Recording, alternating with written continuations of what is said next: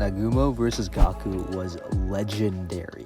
Sakamoto Days as a series already has a ton of great fights, but the choreography, character moments, tension, and future plot moments this fight sets up truly sets it apart from the rest, and today I wanted to talk about that. Prior to Nagumo and Gaku even encountering each other, fans already had some really high expectations for both fighters. Gaku was hyped up to be this super killing machine. His invasion of the JAA facility showed readers that he was no bum. He was literally soloing the whole facility, and even though he got bodied by Takamura, X still says that he's probably the only person to ever survive a fight with Takamura. On top of that, despite the fact that he got his arm cut off, Gaku was completely unfazed and kicked his arm back at Takamura with enough force to crack his katana. Following this, Gaku is shown going crazy during the JCC exams, tearing apart the test instructors while holding back and dealing with a half second of lag. And admittedly, while a lot of his showings here come from the fact that he's bodying minors, it's still really impressive. Sakamoto even goes as far as to warn Shin and Amane that they can't straight up fight Gaku because he's just on a different level. Mafuyu also states that he hits harder than Osaragi, another fan favorite and a top tier of the verse who's in the order, so all in all, Gaku already had been shown to be an absolute monster. Nagumo as well was hyped up to be a killing machine, with some placing him at top 2 in the verse simply off implications. While Nagumo had far less showings than Gaku, he was always implied to be crazy strong. For one, he's in the order, automatically placing him in the upper echelon of the verse, but the bigger contribution to his perceived strength was actually his lack of showings. From what little we did see, Nagumo already had casually bodied Minimalist, and his constant smile and aura of confidence led many to believe that he had yet to go all out. He gets a few more showings of strength when he rips through Yoshimura's goons and during the flashback art. The fact that Suzuki purposely wrote Nagumo to either go up against fodder in the case of Minimalist and Lagoons, or to do the least out of the characters present, as seen in the flashback arc when he literally takes a nap while Sakamoto and Rion fight Kandaka, had many readers, including myself, thinking that Suzuki had something crazy planned for when Nagumo decided to finally go all out. So going into the Okutabi Museum arc, the stage was set for a crazy fight between the Order and Slur's gang. And so, when the fighting starts, once again, readers get to see just how physically gifted Gaku is, as he tears through the random museum guards and 1-inch punches Samijima's head off, only to encounter Goat Gumo. The hype was through the roof as Nagumo vs. Gaku finally began, starting with a classic lie from Nagumo. After telling Gaku that, since they weren't each other's targets, they could just pretend they never saw each other, Nagumo and Gaku clash weapons in a fire double-page spread, before Gaku fires his laser, dashes behind Nagumo, and hits him through a wall. Nagumo appears out the other side, still smiling, as he asks Gaku who's tougher between him and X, and proceeds to start swinging his swords. Gaku notes that while him and Nagumo are on par in terms of speed, he's still physically stronger, before Nagumo starts trying a little harder, throwing a die at Gaku to distract him before blitzing and cutting him. Fight continues as Nagumo gets hit through another wall, stating that Gaku is probably the toughest guy he's ever fought, and Gaku thinks pretty highly of Nagumo as well, saying that he's never had to spend so much time fighting someone. Nagumo offers Gaku a bathroom break, only for Gaku to say he'd just finished the fight quickly, and proceeds to send Nagumo flying through the pillar they're standing on, and we finally get to see some more of Nagumo's weapon as he transforms it into a scythe.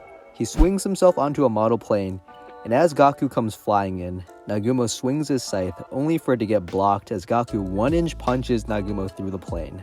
Nagumo also comes out of this one smiling, as he asks Gaku if he likes Bruce Lee, in which Gaku replies that he doesn't even know who that is, before Nagumo transforms his scythe into an axe and hits a plane wing to hit Gaku. Gaku gets sent to the floor as he makes note of how annoying Nagumo's weapon is, before getting tired of just thinking about it and deciding to treat the whole thing like a game. And I'm not gonna lie, he low-key starts pressing Nagumo. Gaku is completely unfazed after getting stabbed in the arm as he catches Nagumo's kick, throws him away, and then proceeds to try another overhead blitz with his mace. This one actually manages to put some cracks in Nagumo's weapon, before Nagumo hits Gaku with the invisible knife, telling him that the key to killing is deception and seemingly closing the fight. Nagumo just flat out admits that he didn't think he could beat Gaku in a straight up fistfight, so he cheated with the invisible knife. Gaku realizes that Nagumo baited him with all those fancy weapons he was pulling out, saying that Takamura isn't the only order member able to give him a challenge. And despite the fact that Gaku took a stab that was eventually going to be fatal if he didn't get it treated, he continues fighting Nagumo in his killing speedrun. Gaku lands a clean punch on Nagumo, sending him flying into a car and making him cough, before bursting through the roof of the car, dodging all of Nagumo's attempted slashes, and sending the car flying with his laser built into his mace. Nagumo and Gaku both exit the car as Gaku slams down on Nagumo again, this time actually breaking his weapon before they both crash to the ground and clash one last time. We don't actually get to see the conclusion of the fight, instead following Sakamoto and Shin as they happen to stumble upon Nagumo's beaten body with blades sticking out of it, while Gaku is able to meet up with X. Gaku and X then head down to find Asaki in the special collection area of the museum, while Sakamoto, Shin, and Kashima try to tend to Nagumo's wounds. As it turns out though, the half-dead Nagumo was actually just Gaku disguised, while the Gaku that went with X turns out to actually be Nagumo as he stabs X through the heart in a surprise attack, confirming that Nagumo ended up packing up Gaku. Man, despite the fact that most people predicted Nagumo disguising Gaku and himself, I was still kinda worried. When Nagumo and Gaku first encountered each other, a lot of people assumed that Nagumo, while he would actually have to try, would ultimately body Gaku in a mid-diff fight at best. So seeing that Nagumo wasn't instantly packing up Gaku, and seeing that Gaku was actually able to press Nagumo over certain parts of the fight really amped the tension for me. Hyo had already died in the previous arc, and as this fight went on, Gaku just ended up appearing stronger and stronger. Nagumo even notes that Gaku reminds him of Sakamoto back in the day, and although it's ultimately up to your interpretation on whether Nagumo means student Sakamoto or prime Sakamoto, it's still really impressive for Gaku nonetheless. All of that went together to legitimately make me a little worried that Nagumo would have a far tougher time in this fight than I was expecting, and while he wouldn't die, he might even lose. Of course, he didn't, and his decision to disguise him and Gaku so they could sneak up on X and stab him in the back only reinforces his GOAT status. Plus, the conclusion of the fight, it sets the story up for Nagumo versus Uzuki, which I'm honestly really excited for and kind of worried about. Nagumo already had a pretty tough time against Gaku, and considering the fact that Uzuki seems mostly unfazed by a stab through his heart, I'm kind of worried that he might pack up Nagumo in his weakened state.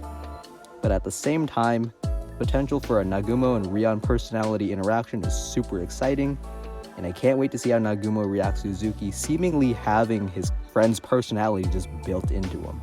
We might even get to see Nagumo's unbridled bloodlust, which would honestly go crazy. Overall, Nagumo vs Gaku was an incredible fight. The choreography, as always with Sakamoto Days, was top tier. Both Nagumo and Gaku had some incredible character moments. The tension was legitimately really high and helped to keep the fight from feeling it was just a one-way stomp. And the fact that this fight's conclusion sets up Nagumo versus Uzuki really cements it as truly legendary.